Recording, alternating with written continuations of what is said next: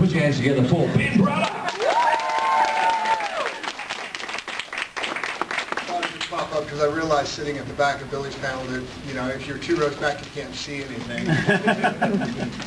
We don't really need this unless we're recording. No, we don't need this. Thanks for having me. It's been a great weekend. This is the Survivor group. It's like 3 days and we're almost done. It's time to get to the pub, right? The rest are zombies. Oh, the zombies? Yeah, the rest are zombies. We're the survivors. Yeah, well, there were a lot of zombies at the beginning of the week, but there's more now. So I don't know if I can follow Billy for those. He's awesome. Like, I wanted to ask questions, and I was like, no, but it's his panel. I don't want to ask you questions.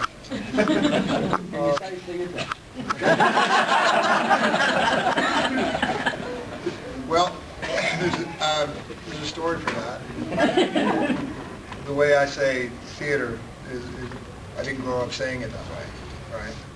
When I was in college, and I was playing American football, and I was doing plays in the spring, but I played football the rest of the year. And the jock world and the theater world do not sort of combine, and they were literally at the opposite ends of campus. And I was...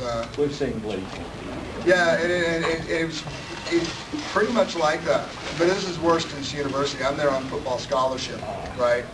So they kind of own your ass. In fact, they do own your ass. It's your job to play football. And I was doing plays, and the theater folks didn't really know what to make of me. But the football coaches were even more frightened by the prospect. I got called into my coach's office. One of them called me in, and he goes, Ben? And this guy's, he's a beautiful redneck, but he's a complete redneck. He's just, Ben, some of the fellas here are a little concerned about the time you're spending on the other side of campus. I'm like, what are you talking about, Coach? Well, you know, you're over there in that theater. You're not going to get lucky with that, right? Theater, but that's how I learned it was the theater. But you're spending time in the theater, and we're a little concerned, you know, because, you know, we ain't wearing no clothes in the locker room, and you're in the theater, so the fellas are a little concerned about you. Like, what do you mean they're concerned about me, Coach? Well, you know, you're in the theater. Apparently, they were a little concerned about my orientation. What position did you play? I played inside linebacker. So I was basically like the, you know, a Terminator. Yeah. I was the guy that's supposed to kill people. And they were a little concerned, you know, because the first time my position coach saw me, I was in a dress. With a big blonde wig on.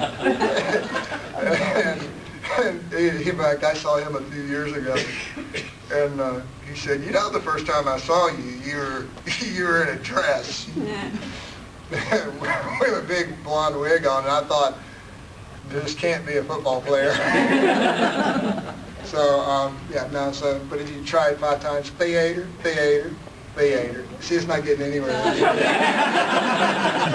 So like when he does the Billy thing and you just go, theater, theater. And then it starts to change the theater. You ate what? Theater? Next thing. Anyway. So, yeah, I don't say it nearly as well. Yeah. How long did you keep the football going? I played till I was 22.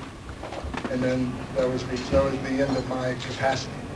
So, yeah, that was the end of it because it was kind of I've got my son now is playing in high school, and he's in the middle of his season, so I missed the last game. Well, the last game. I'll see your game when I get back, and then I'll miss the last few games. But he called me every day at the end of practice to talk about football. Dad, can't believe what happened in practice today. And he's getting his voice is getting deeper than mine now, and he's 6'5". But he's calling me up to talk about the football.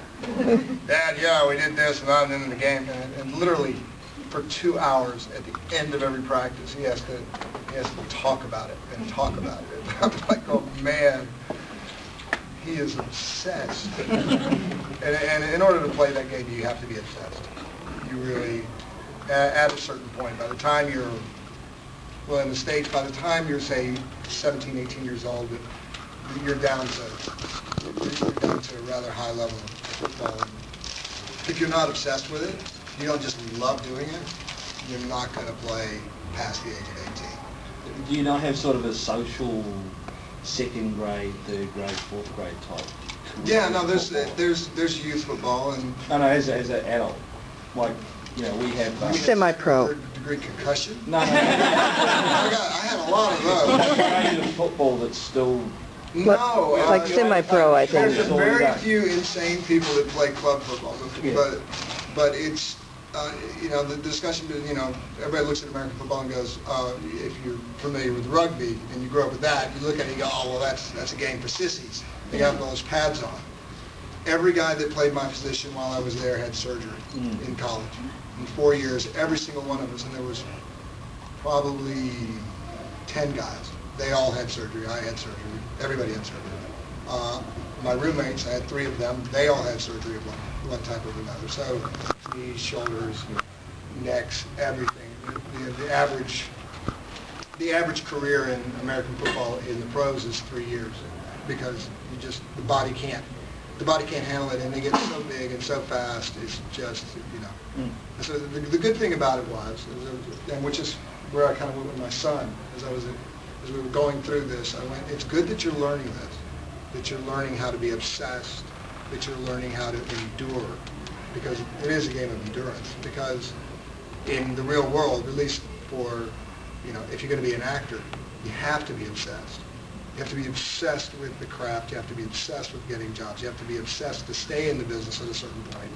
Because otherwise you just go, unless you're exceptionally lucky. I mean, look at Billy, who's here before me. Look at that career, and we're of a similar age, and we have kids and everything else. And you go, well, how come I haven't seen Billy in everything? He's fucking brilliant. He is. He's brilliant. And you sit here listening to him, and you go, not only is he a good actor, he's an intelligent man. He's quick-minded. He's witty. He's personable in every single way. Why is he not on the screen all the time? And you realize that when I see someone like Billy, you realize it's a really difficult business, and to raise a family and do all that. So you have to be obsessed, and that's probably the best way to find a job and a career that you're going to love doing, to go through life. So I love seeing that my son is obsessed with this thing, and he's enduring this stuff. Not so that he plays football, but so that he learns that lesson at 16, 17, that it takes sacrifice and it takes toil to do well, and hopefully to succeed. Yeah, it's interesting. So the crossover for me between sports and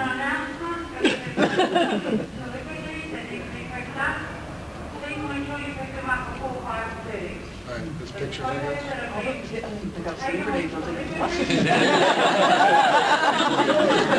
You get it before 5:30.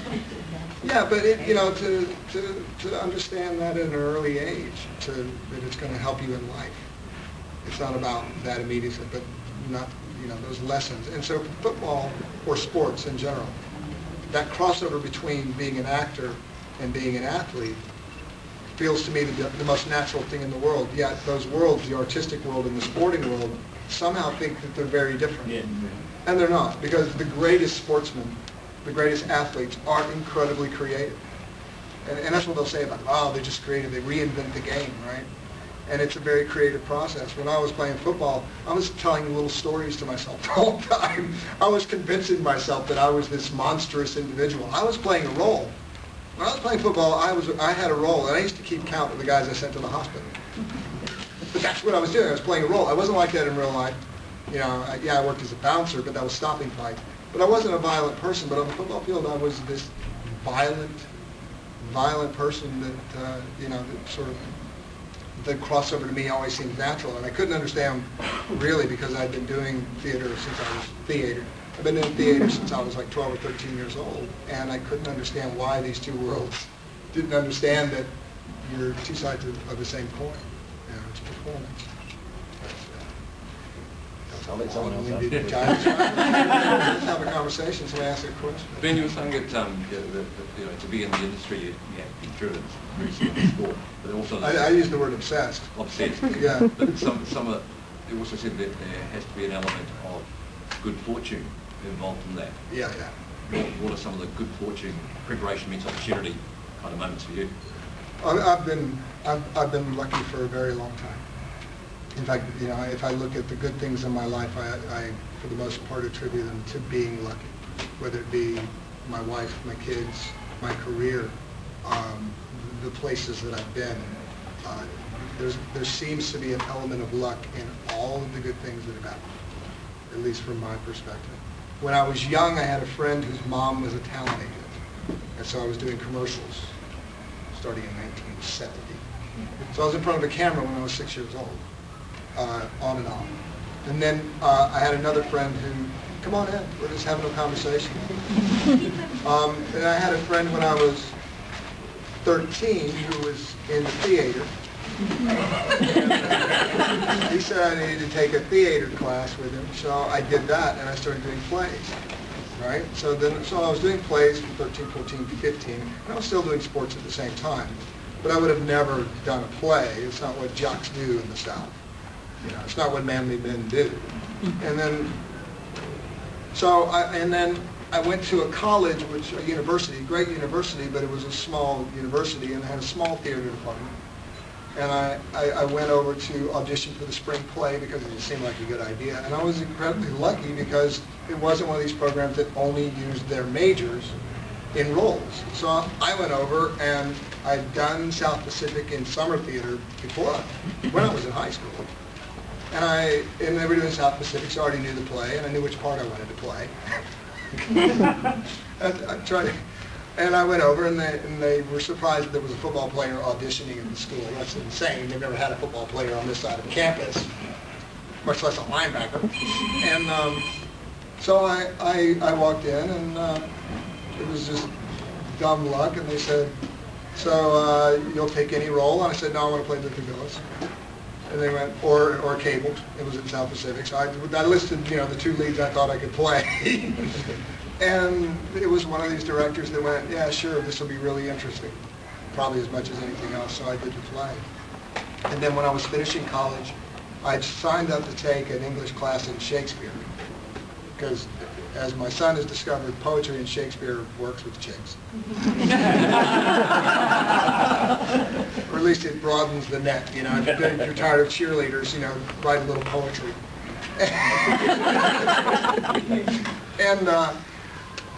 And so I was going to take Shakespeare, and these girls came up and said, we need another guy for an acting styles class. Well, I've never taken an acting class. I've just done it as a kind of vocation.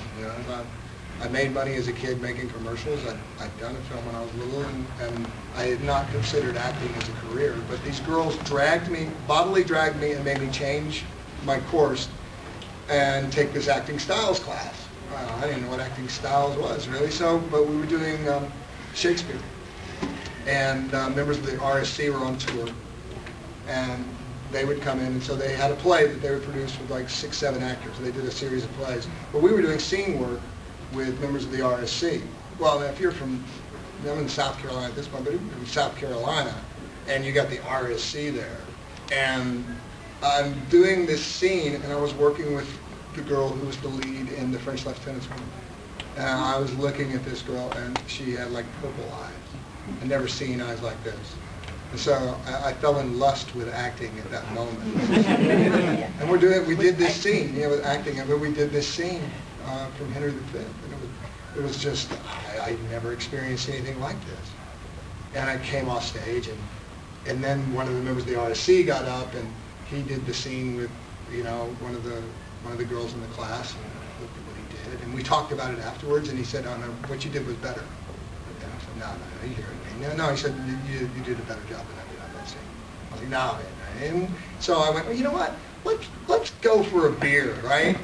So I took members of the RSC, a couple of blokes, I took them to a football party. So we've got kegs of beer, and I'm plying them with, just free beer. They're like, free beer, they're actors, yeah. So we were drinking beer, and I was sitting there with them, and this was the end of the week, and I'd seen their productions, and I asked them, I said, do you think I can make a living doing this? And they said, yeah, sure you can. And I went, okay. I withdrew my application from the Air Force. I was going to OCS school to fly. So I withdrew my application for that. I was going to be a pilot. Not going to be a pilot, not going to be an actor. I'm going to pretend to be something for a living. And that's what I did. And so I went out, and the summer afterwards I went and got a job as an intern in a small summer theater at a community college. I got paid $80 a week. I built sets. I was singing and dancing in the chorus. And it's mostly college-age people doing it, and like one or two people that may have their equity card. So I was doing that, and I'm singing and dancing, and playing big parts. I'm playing like 5 roles and everything there. I'm doing Bye Bye Birdie, dancing in the chorus. And one of the guys in the dressing room had an application for RADA, the Royal Academy of Dramatic Arts. And I don't know what's that, because it was unusual. It's just an unusual looking piece of paper. He said, oh, it's an application for RADA. I said, what's RADA? And he says, Royal Academy of Dramatic Arts. So I go, oh, right, the RSC. Right, English. I said, oh, where do I get one of those? He goes, well, I'm not going to use it here. And he hands it to me. So there I am in North Carolina, South Carolina. Just by sheer luck, this guy has an application. And so I filled in the application, I sent it off, they give me a date. I go to London. I go to London on my own with my A to Z, the map of London and nothing else. I didn't know where I was going. I basically got off the tube in London with a backpack, and I check into this hotel, and I'm jet lagged for the first time in my life, and I went to the audition, and RADA turned me down. But while I was there, I met up with the guys that I met at the RSC. And I said, so RADA turned me down, but what are the other drama schools? And they gave me the list of drama schools. I went to every play I could go, and I looked and said, well, where did they go to school? So I took the list, and I went to every single school. And I just walked in. I said, you mind if I have a look around? And so I went into the schools, and I went in and I met the students.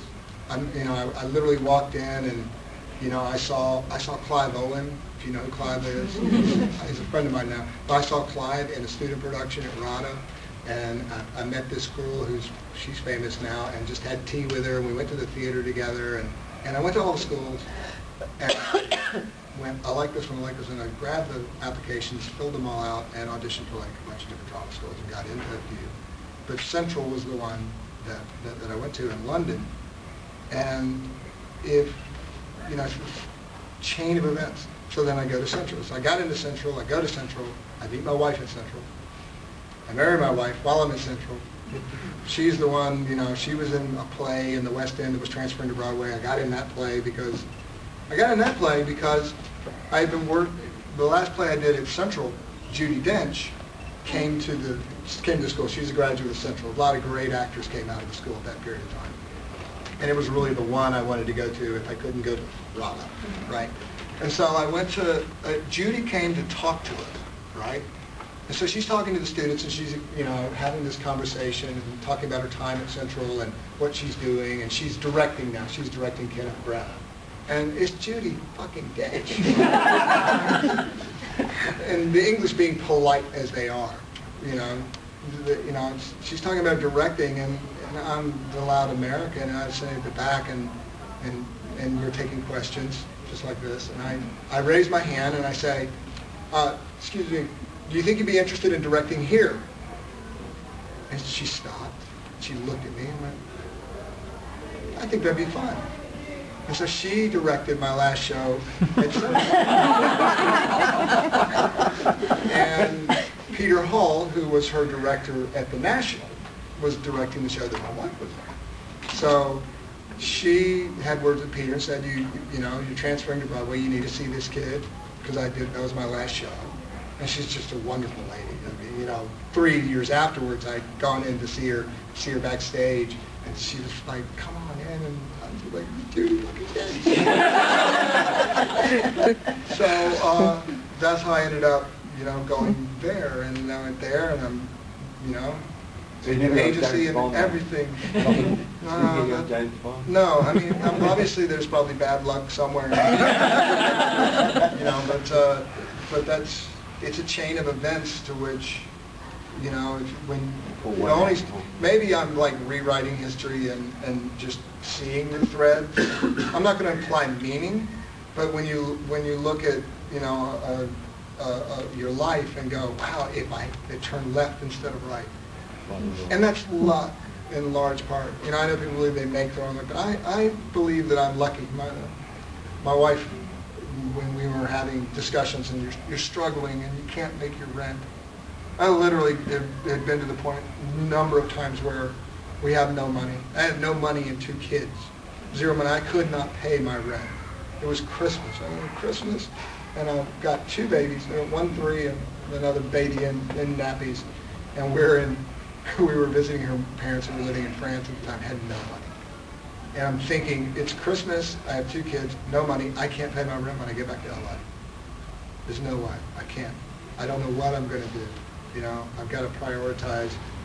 I'm a month behind on the rent already, there's no money. And I got a call the day after Christmas saying, you got a TV movie when you get back that I hadn't auditioned for. And if I hadn't gotten that, I wouldn't have made it the next 3 months in the business. I would have had to make that decision. I got to go get a job in advertising or something. I got to get a real job.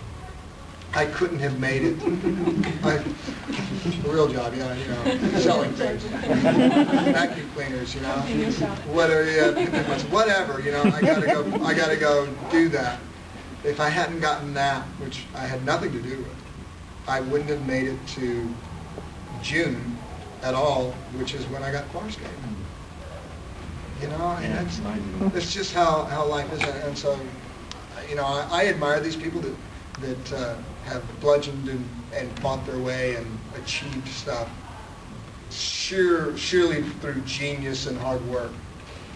And I feel like I've worked hard, and I've taken chances, but there's just so much luck involved, and just to be sitting here today, I didn't plan this. How could I plan this? I was just for 3 days in New Zealand meeting really cool people and having a great time and getting all sorts of attention. And these are basically the 3 days out of my life where people listen to me. I'm going to go home and I'll get back to normal where nobody listens to me or laugh at me, which is awesome. I just have to remind myself on the plane on the way home. It's like, shut up because no one cares. It was a TV movie that it had Josie Bissett, who was off 90210. It had John Corbett and some other folks, and it was just a really bad TV movie where the director quit 2 weeks into production, and I played a pilot. Countdown. The job, yes. Yeah. I didn't even know what the title of it was. It changed. On Fire. Yeah, Skies on Fire. I did a couple of fiery skies. So it's interesting to see how those things happen. Yes. Was there much difference going from a show that had lots of puppets and mechanics to something like Stargate? Yeah. It was a different show, and Stargate had been going on for 8 years before I got there. So their routine was their routine, and it was difficult from the standpoint that I was used to the freewheeling way of working that we had down under, where things were changing all the time, and we were making this, and Billy was talking about how the scripts would come out and how, how Peter would take thousands of takes and how it was that sort of constant evolving process. That was in large part how Farscape was made. Stargate, not so much. And it was an adjustment for me to kind of adjust to that. And the cast was great. They're very talented actors. We had a great time, and I like everybody up there. But it was a different culture. So that was a bit of a transition because I would say stuff like, can't we just move the camera? Stargate had a formula for shooting, and it was very static.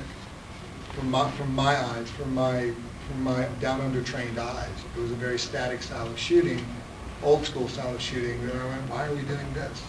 You know, it was done for certain technical reasons back in the day, and it wasn't necessary anymore. And since we were doing the next iteration, so it was difficult. It was sort of a difficult transition. You know, I would suggest something and be generally told no, but then occasionally I get a director who would go with it, you know. And God bless him, Andy Makita, one of the directors up there, was really great with that, except when we do things like that, they would rake him over the coals for why he didn't get the coverage they were used to. And, you know, we would do stuff where the camera's actually moving, and not moving without a purpose, moving because, you know, in my head, visually, I was seeing the scene would be helped by this camera movement, where this augments the acting, this augments the scene. It's a dance. You know, in large part, one of the greatest things that I learned on Farscape was the dance between the camera and the actor, which is what is qualitatively different in my mind between the stage and working on camera. You know where the audience is when you're on stage, you know, so you block the blocking is done when you're rehearsing and you're blocking. You know that when you move down here, you're in this light and you're this much closer to the audience. You know that upstage it has a different effect. There is an effect which occurs by the framing on a stage, or it's different in the round or the thrust or proscenium. But as an actor, you hone a craft of, you know, if I'm down here, it's going to mean something else, and you know that you're working with an audience that way. Whereas on camera, depending on the lens, depending on the camera movement, the camera dictates to the audience how they're going to feel about something. It's why they do those push-ins. You know, you'll see them forever, the push-ins, or then a push-in with a zoom. There's an effect that the camera has on your performance that takes time to learn. And some actors never bother with it. They're there and they're in the hands of geniuses. And that's why film actors, in some ways, have it. If they don't learn, some do learn, but film actors don't have to worry about that because they know that there's a great story about Warren Beatty. Warren Beatty, when he was doing one of his early films, and Warren Beatty, you know, if you watch his performances, they're pretty monotone, right? There's not a lot of movement. He's not doing art stuff. It's real small, subtle stuff. It's really small. And there was a director who was watching a scene with Warren Beatty, and it had to be this really intense scene. And they watched it, they shot it the normal way, and they went, this is terrible. He's awful. He's flat, right? And then they just marched the camera in and shot it there, and then shot it there, and shot it there. So it got tighter and tighter and tighter till the last shot is right there, right? And that creates the tension that you need, that you're moving into the character's mind. That's the camera that creates it. The actor is not necessarily doing anything different, but the camera has such a powerful point of view on it that the camera can either help you or hurt your performance. And on Farscape, because we moved the camera so much, because it was so creative, because after every take, we would go down and sit down behind the monitors, watch the take, and go, let's do this one more time. I just want to be a little further down left. That visual side of the medium, you learn, and you learn that you're working with the camera, not, and you don't do it always, but that was one of the bag of tricks that you learn after doing something for, 92 hours of television, each of which takes hundreds of hours, so, thousands of hours of work, and watching it and learning it. And I got to Stargate, and they weren't doing what we had been doing, and it sort of felt like they, hamstrung it a bit. They got there, I'm not complaining about it. It was just a different way of working from what we do at Farscape. Well, I've told the story, for those of you who haven't heard it. I did not audition for Stargate. What I did was, I met Brad Wright, who's the creator, executive producer, head writer of Stargate. I met him at a sci-fi party, and we were having, a conversation. I got introduced to him. I didn't know who he was. He kind of knew who I was, but not really. Stargate had just moved from Showtime, And I finished Farscape. We were having a conversation. He kept looking over my shoulder, kept looking up. And I'm like, what is he looking at? And I look back, and he's going, God, that's just not fair. That is just not fair. He's looking at Tricia Helfer. A tiny little spaghetti strap dress, right? And Tricia's looking hot, and he's going, damn, that is just not fair. And I go, you know, that's my wife. Oh, I am so sorry. I am so sorry.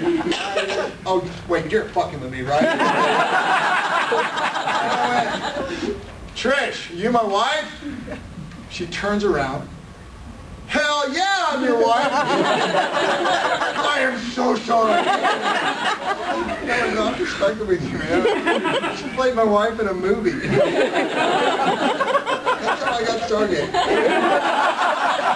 I went home to Battlestar Galactica. Tricia Helfer. And then they would never have us on Battlestar Galactica. No, seriously. They were like, we want to be the anti-Farscape. No, you can't share this, right? But it was literally, if you look at it, it was like Stargate was happy to have us because Tricia Helfer was my wife. But it was literally a case of like I knew directors that talked to Sci-Fi and they went, no, we're Battlestar Galactica. We're Battlestar Galactica. We don't want to be Farscape. And so I never got an audition for Battlestar Galactica in its entire run. And I would have loved to have been on the show. But they just were like, nope, nobody. No one from Farscape, was going to ever be on Battlestar Galactica. Farscape's better. Yeah. Well, no, you sort of get it. I sort of get that they wanted to, be their own commodity and stuff. But that's what I was told. And in fact, it could be completely untrue. It is simply what I was told when I said, hey, can I get on that show? Actually, she had a really good friend from flashbacks. So she almost had met together, all met people who were all there and stuff. They had Lucy Lawless on, and there was Vancouver, everybody else had been on Stargate. So, it's not, I think it was, following on the heels of Farscape had a lot of critical success, and Battlestar Galactica did as well. And I think that particularly in the beginning, they didn't want to be compared, as they wanted to be groundbreaking. They were selling it as groundbreaking science fiction, character-driven science fiction like it's never been done, right? Well, yeah, it's sort of been done, sort of, Have you ever been offered anything in the way of a Hawaii 5.0? Because you've got the mixture of sci-fi genre amongst the acting. I auditioned for the pilot of Hawaii 5.0. I didn't get it. One of the guys. The one they cast in Australia now. Yeah, no, that's the bane of my existence is actually losing parts to Australians and Kiwis. That's pretty much. I think it's a byproduct of Hollywood's love of anything anglicized. Hollywood loves the English, they love the Australians, they love the Kiwis, and part of it is just, we have a deep-seated sort of cultural inferiority being Americans. The reference I was trying to make is that you've got the Trekkie, you've got the Heroes, you've got the Battlestar Galactica. Why not have an SG-1 with your own background? You'd add a bit of colour to the history of the comedy of that series. I think I'm perfect for everything. I just can't convince everybody else that. Well, what's the prospect of getting your wife on there and then you as a... There's another possibility. She's back at college now. She's at UCLA, which is completely awesome because I get to sit in the student section at football games. I'm pretty sure that UCLA chooses its students based on photos. I was sitting right near the sorority section with my son, who was not really, his interest in college was, where's good surf, right? And he went to the UCLA football game with me. He didn't see much of the game, but he was like, his head was on a swivel the whole time. It's like, ooh, I want to go to UCLA, Dad. Well, you better bring your grades up, boy.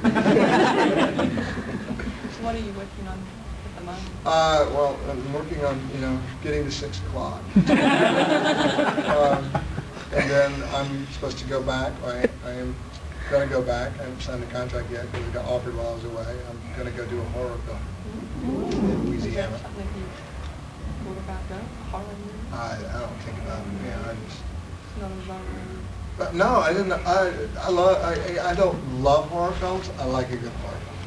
I mean, I admit I watched Cabin in the Woods about 4 or 5 times. Yeah. It's clever, it's funny, it's really good. Alien is a great horror film. The Shining, Rosemary's Baby. I think good horror films are great. But I wasn't like I was going, oh yeah, I want to do a horror film. It was literally like, oh, this will be fun. This will be good fun. And I'll be able to pay the mortgage. Yeah, I mean, it is a the unfortunate part is that most actors would act for free because we love what we do, and we've certainly all done it at times. But unfortunately, it's how I make my living.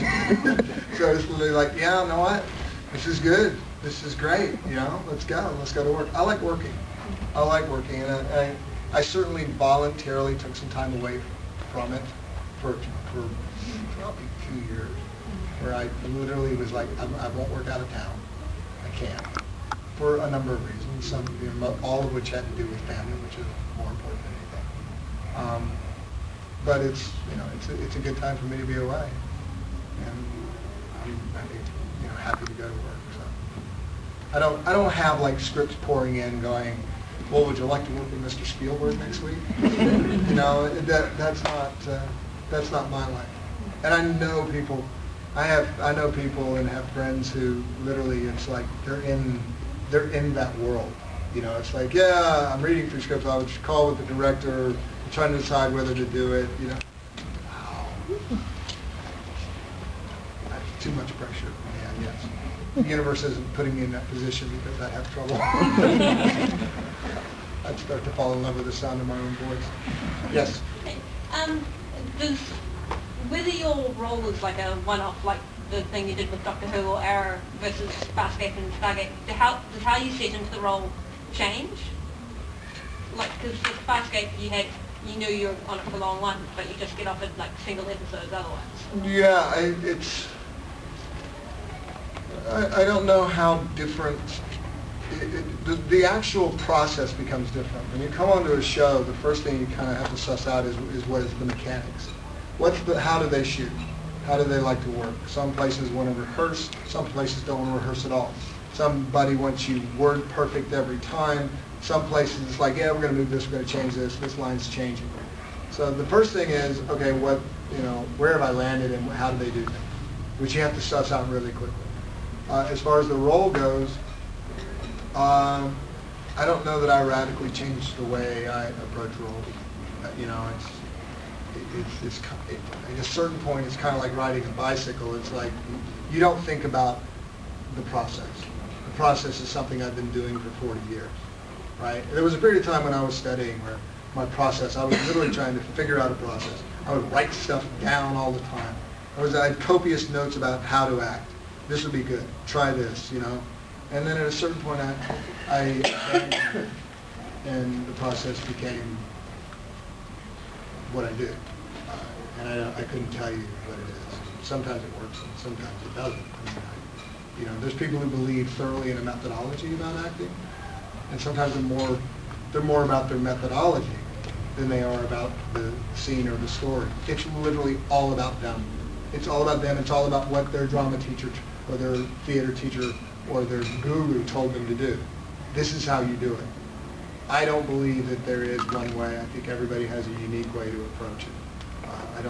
It is a craft, and there are certainly things that we do which, are craft-like, but ultimately it has to be your best guess, as to how you go about it. So it's different from the standpoint that you walk on a set and it has its own dynamic. Like when on Doctor Who, right, the three of them,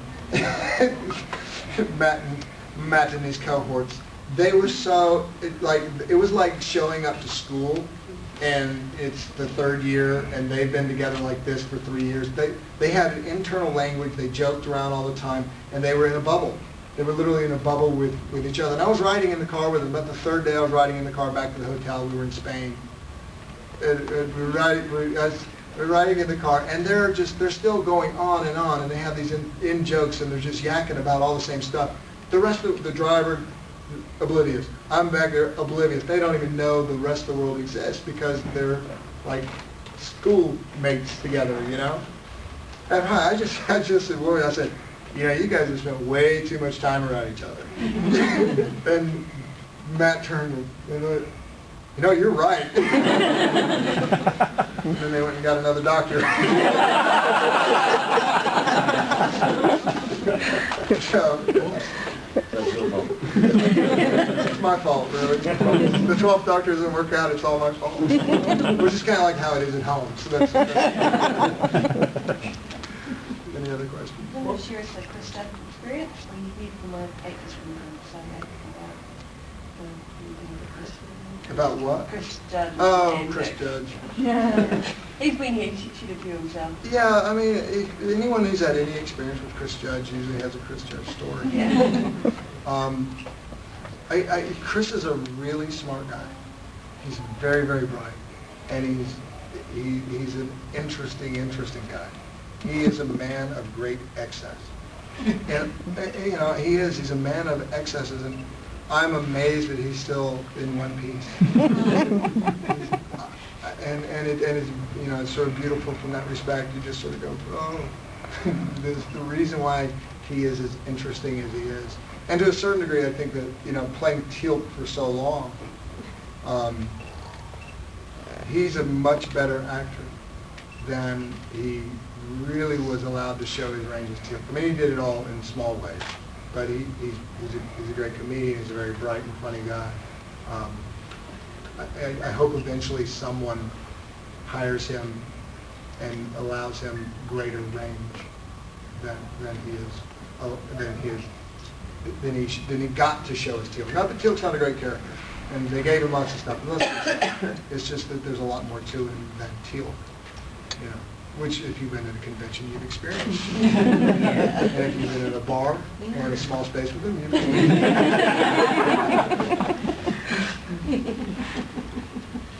Did you enjoy your stints on Arrow and Doctor Who? I love doing stunts. I love doing stunts. These days, doing a stunt is more like an affirmation that I haven't gotten too old yet. No, seriously, because the ground gets further away every year. You haven't experienced this yet, but some of us more mature people in the room have discovered that why is the ground so far away? Because when you're 6, 7, 8, 9, 10, even through your teenage years, or when you're a football player, I watch football these days, and I go, I could never do that. You can't imagine that you would throw your body around in the way that young athletes did. And I coach high school pole vaulters who are hurtling over, you know, bars 14, 15 feet in the air, and I know that I've once done it, but I can't imagine. That's way too far up there. I even used to be looking down, you go, whoa, that's a long way down. Now I look up and go, that's a long way up. But the ground gets further away, so when you do a stunt, what used to be like, you know, fall down, not a problem.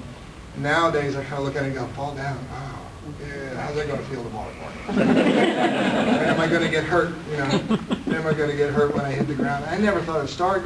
When I was on Farscape, and I was in my late 30s, 37 I think when I started. I was 40-something by the time I finished. I didn't think twice about any stunt. Man, throw me in there and let me go.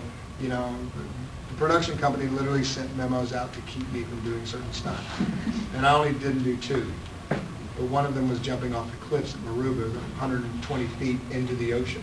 And I was ready to go. And they literally sent a memo, and I walked up to the edge of the cliff, and they clipped a rope on me. I'm not going off. There's no camera rolling. Yeah, we've been told to do this. Your wife would sue you. And my wife would have been there. Insurance. No, you know, it's kind of interesting. My missus doesn't really she doesn't seem to worry about the things that I get up to. She doesn't like flying. She was a little concerned when I got to go up in an F-16 with the Thunderbirds. She was a little concerned about that. Didn't understand my joy of it. She wasn't really concerned when I went to the Arctic to live with the polar bears. And she doesn't seem to be frightened when I go out into the surf. I don't know. She's pretty good about putting, I drove a race car. She was more annoyed that I go do these things than worried about whether I'm going to die doing it. You make me worried. Say, honey, you coming with me next time? No, she would go. She's a sensible person. She's a reasonable human being, whereas I'm a recovering adrenaholic or something. How did you manage to get quiet? It was through Stargate. The Air Force came up and, they have a liaison that works with the Stargate bunch, and so they're there periodically to, check and make sure we do it and say, hey, don't put your hat on backwards. Okay. That wasn't even my idea. I had a hat on backwards in one episode of Stargate, and it was Peter Delarey's idea. I went, really? I'll be all right? Okay, I'll do anything. Yeah, sure, why not? Let's go, jump. The Air Force came and went, is there anything I can do for you? They went, don't put your hat on backwards. Okay. And he said, well, is there anything we can do for you? And I said, I hear you guys do like celebrity flights. I know I'm not a celebrity, but I'm on the show.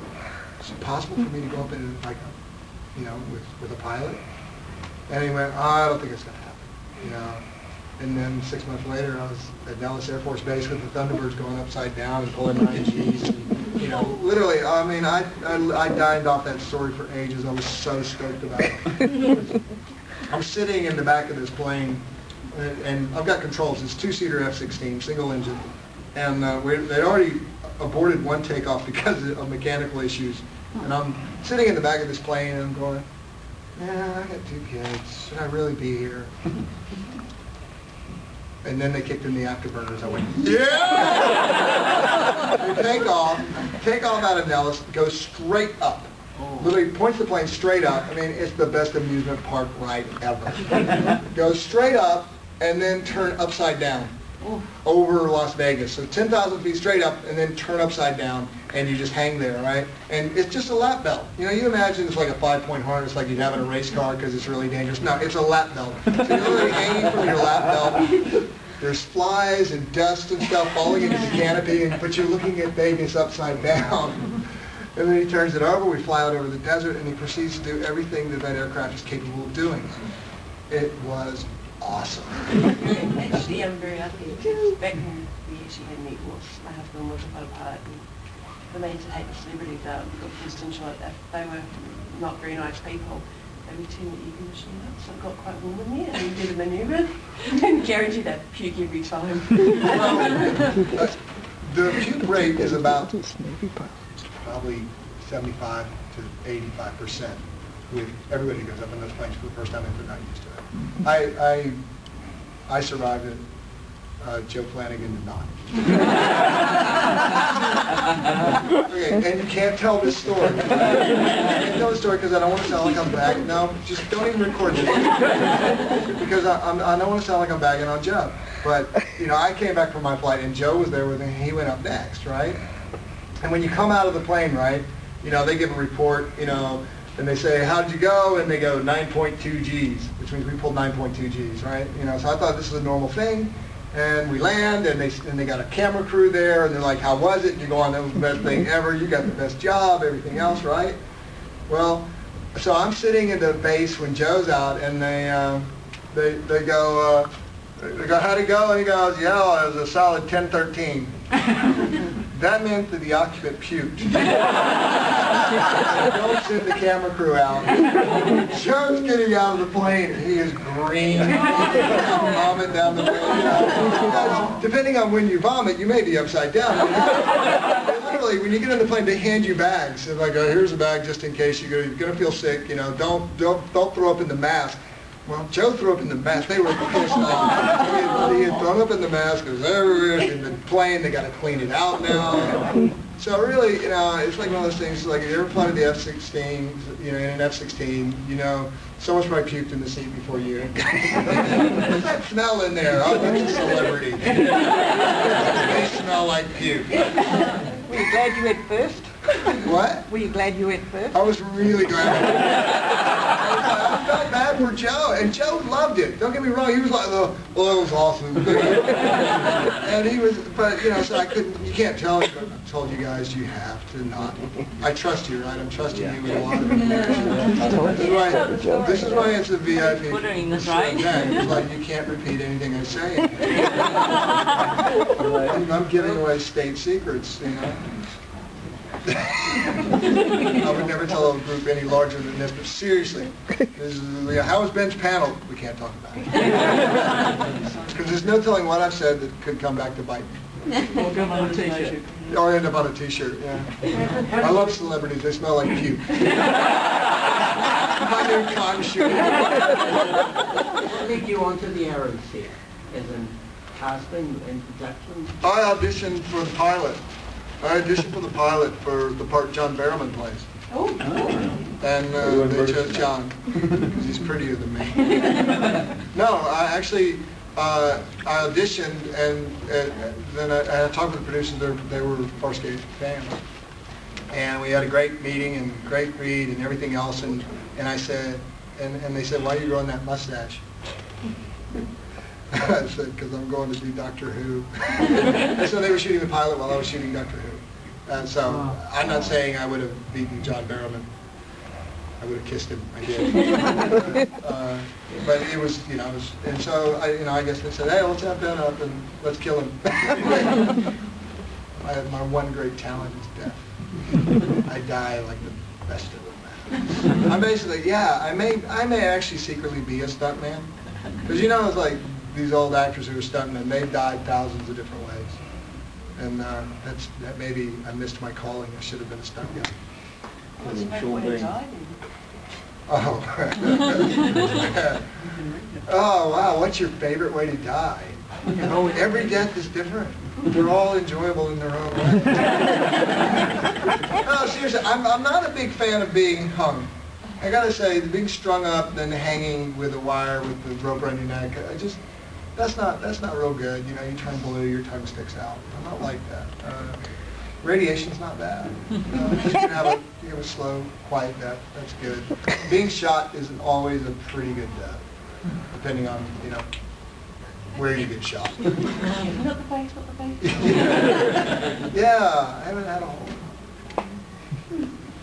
What a weird life I have. It's like you're talking about your work. I'm going, so what's your favorite way to die? Oh, I love them all. They're great. Sean Bean's died like 23 times. What? Sean Bean? What about him? He's died 23 times? Yeah, something like that. He's a walking spoiler. Yeah.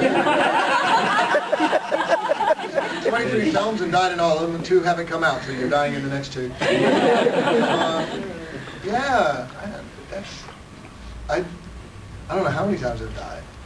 Wow, I think I should go back and count. I'm sure you could Yeah. Yeah. Someone would have put it on a list. YouTube. Yeah. Or do I get to count stage deaths? No. It's like I know you really died. Yeah, they did. Yeah, partially they did. Yeah. I don't think we killed anybody and suddenly they showed back up later. I mean, they may have been in some incarnation, but it wasn't like, oh, you weren't really dead. It was like, oh no, you're dead. And we're not regenerating you or bringing you back to life. Did you get 2 credits and 2 paychecks for Farscape when you played 2 people?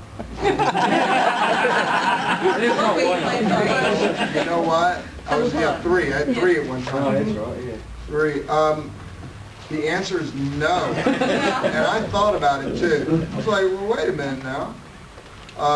The interesting thing about that particular story arc, for those of you who don't know, there's a story arc in Farscape where I played the same character, but he's cloned. You know, normally at the end of the episode, you get rid of one of them or they put them back together. Well, we basically created clone John Crichton, 2 split off, and you have 2 identical John Crichtons, and then we carried the storyline through over half of the season. Well done. It was well done. Yeah, and one of the reasons was a practical reason, which was we needed to give the folks in prosthetics a rest. it was, you know, and we were going to kill Anthony Simcoe and Gigi and anybody who was in prosthetics on a regular basis. We were going to kill them. It was going to be the end of them, and we discovered that, you know, we'll do this, we'll clone them, and also it gave a chance to put John and Aaron together properly. So everybody else got a break. And I was coming in every morning. And on Farscape, because of the prosthetics, you know, the prosthetics, the hours in and hours out, and it's an arduous thing. What they finally figured out as we went through the making of it was, we'll shoot bend scenes at the beginning of the day and the end of the day. So I'm on every day, first and last, which means I have the same basic call time as the folks in prosthetics, and I'm getting out the same time they are, right? But I'm there every day, all day. And while I was playing two characters, I was kind of thinking, you know, how this actually would be contractually, you know. All I got to do is just delineate the name. And I think they purposely never delineated the name in the script, because if they had done that, my agents would have said, well, so which character is he playing? Because they were two separate characters. Yeah. And I, you know, I've tried very hard to make them develop and become different. I think you did it brilliant. They were, you always knew which one you were talking, you know. Yeah, they became very different. Yeah, I think that's kind of an interesting arc, because, you know, an interesting idea that, you know, the whole nature-nurture question comes into play is, you know, would I be what I am? But really, how quickly would I change from what I am? Well, there's a show, Orphan Black, where she plays 9 clients Yeah. in it. So Yeah, I haven't seen it, but I'm interested. she does a great job of that. And, yeah, it reminded me of you. Oh, yeah. Doing that part. I like to be reminded of hot chicks. I always think When I see a hot chick, I think Ben Browder. In the episode where you play 3, you know, the 3 evolutionary versions of Corazon, Yep. how long did all that makeup take? One of them was 2.5 hours, and the full Neanderthal suit was a 4-hour makeup, and it was full. It was like, and here's what they kind of discovered is they did it. Sometimes the creature shop is working in overdrive, right? So they made this meticulous hair suit that was one piece. It extended from here to there, right? And then they glued me into it, right? So I got glued into this hair suit. Well, about 3 hours after I got glued into the hair suit, I looked down at my crotch and went, there's no access. There's no zip in that suit. There was no access, right? And it's freaking hot in Sydney in the summertime in a shed. And so I'm sweating profusely. So when I was doing that part, I had to, first of all, I had to make sure it's one of those like like you're going on a long car ride, you better go now. But I'm in that suit for 12 hours of shooting. And I'm sweating in the suit and the headpiece, but I got to make sure I drink enough liquid, but only enough that I don't have to pee. And so it literally, part is like, how do I balance this out, right? It's literally like, you know, and so they're sitting there going, well, we can cut it. I go, you're not putting scissors down? No, thank you. I'm like having brisk scenes going on.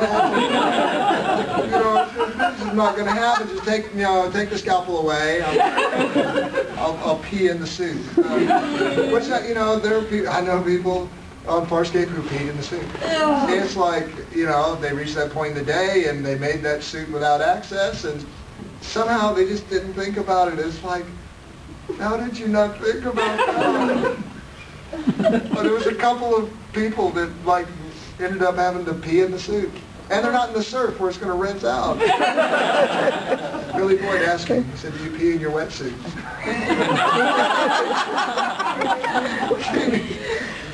He would make it stink. Well, we had a long discussion about his wetsuit. Apparently it's really nasty. I just love the image of a hobbit surfing. It's so strange to me that... Yeah, well, they would be stable with the big feet, but just picture it, right? Billy Boyd in the curl. I'm really working on trying to get him to surf with me when he comes to LA. So, although apparently I heard his panel, I don't know, it might sound be a little dangerous surfing with him. But that's, I was sitting there going, yeah. I mean, that was when I fall in the surf, I go like this.